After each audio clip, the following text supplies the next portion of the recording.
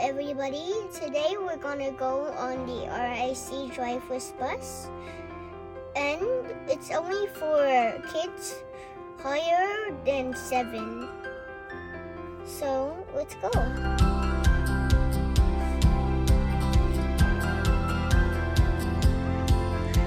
So the bus stop is way up there, so yeah, we're gonna go there.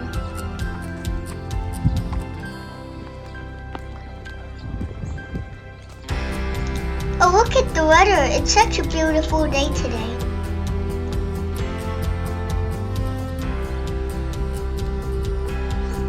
So this is the sign, and this is the bus, and the bus stop it's here. So this is the bus stop here, and this is the bay for the bus. This is where we stand to wait for the bus.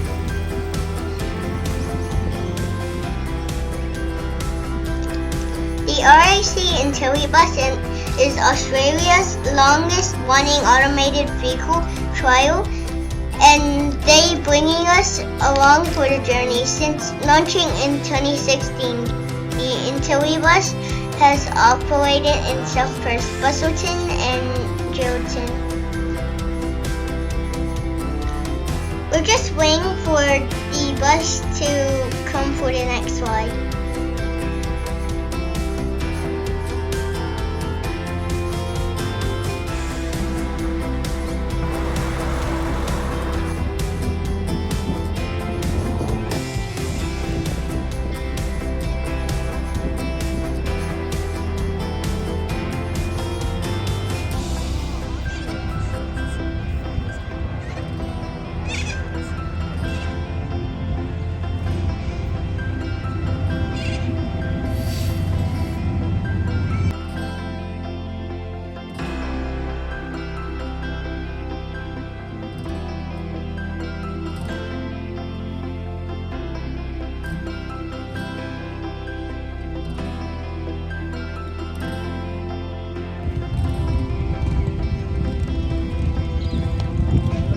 So this is the driverless bus. It drives by electricity, 100%.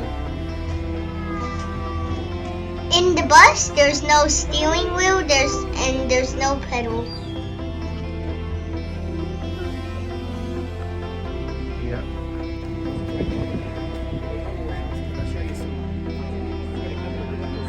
And this is me going on the bus. It's a strange feeling with no drivers. Yeah, essentially that's what we call the trolley problem. And the idea of if a trolley is going to be hitting 10 people, accuracy. And I'll show you a bit further down the track how accurate this vehicle can be. And it'll do the same thing over and over again without being bored. It just doesn't care. And humans aren't very good at those things. If we jumped into an elevator and we want to go to the 10th floor, what do we do? Press 10. If we jump into the Intellibus and we want to go to the Old Mill, what do you think we do? We press Old Mill. That's what John did. We press Old Mill out and go on our map up there, and the bus is doing everything. So the bus indicated the bus that we can use to control the vehicle, but he's not actually doing anything. And the reason we use Xbox is because our computers are Windows-based computers, and there's a controller that speaks the same language in real time. We have to have a licensed driver holding that control, ready to take control. Now we know the bus can do things better than we can, so we actually will never take control of a moving vehicle. We'll let the bus do what it's supposed to do, and then we'll decide what should be done and whether we need to take control or not. So it's a bit outdated that we have to hold that control. It probably causes more problems than it's fairly new. You probably have adaptive cruise control. You've probably got autonomous emergency braking. If something steps in front, it'll stop for you. Probably got lane keeping. It might even have parking assist. So there's a computer on board that vehicle that can take control of your steering, your acceleration, and your braking. With adaptive cruise control, you might set it at 100, and it'll do 100, but you might set it at 3 car lengths behind the car in front, and it's paying attention. It's using its cameras, maybe it's using radar, might even have LiDAR, depending on what it is. So effectively, a new vehicle, you're not driving it anymore, it's driving you. The next step after that, so that's a level 1 or 2 autonomy. level 3 autonomy is a test line. You've still got a steering wheel, you've still got pedals, but it can drive. It can drive fully. Step after that is us. Take the steering wheel out, take the pedals out. We've got a controller and an operator, but the shuttle does everything. Step after that is like getting into a lift. There's no one there. It does everything for itself. So we've already got levels of autonomy on the road, but you still need to be in control of the vehicle, and that's where the legislation comes in as well. But it's making our jobs a lot easier. We can be in a vehicle, we don't have to pay that much attention anymore because someone slips out the car and stops for us. And that's kind of where we're at. But there's always something happening. Have a look and see how close these parked cars on the side are. Anything outside 10 centimetres, the bus doesn't even slow down. Between 5 and 10 centimetres will slow down. Lidars will recalibrate and will continue on. Under 5 centimetres will stop. Now, the bus could make its decision to go around an obstacle. We're not allowed to let that happen. And that's when John would have to take control of the vehicle to get around an obstacle.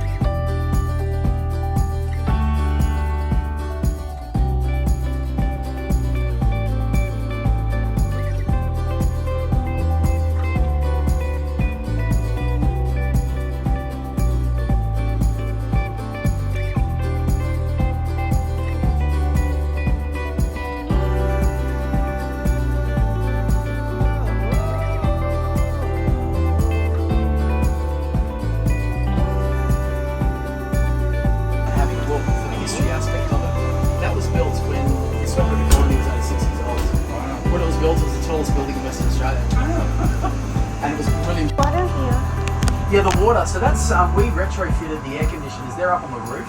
That's condensation from the aircon that's dripping down the side there.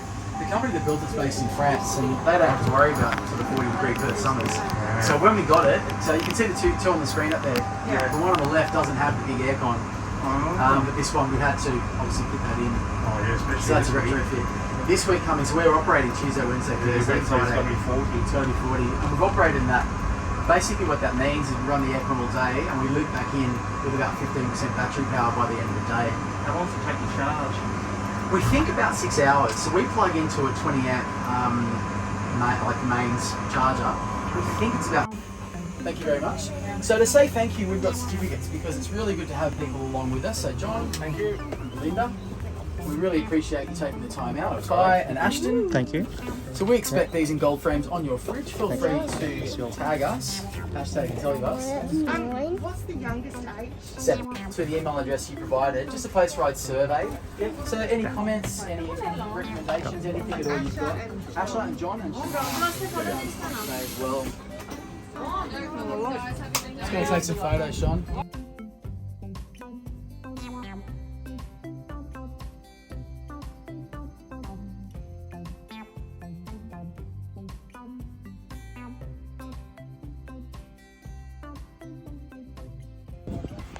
Hello everybody, so I just finished the ride and now I got a certificate and it shows the date And the name. and the name. Thanks guys, thanks for joining us today. Enjoy the rest of your day.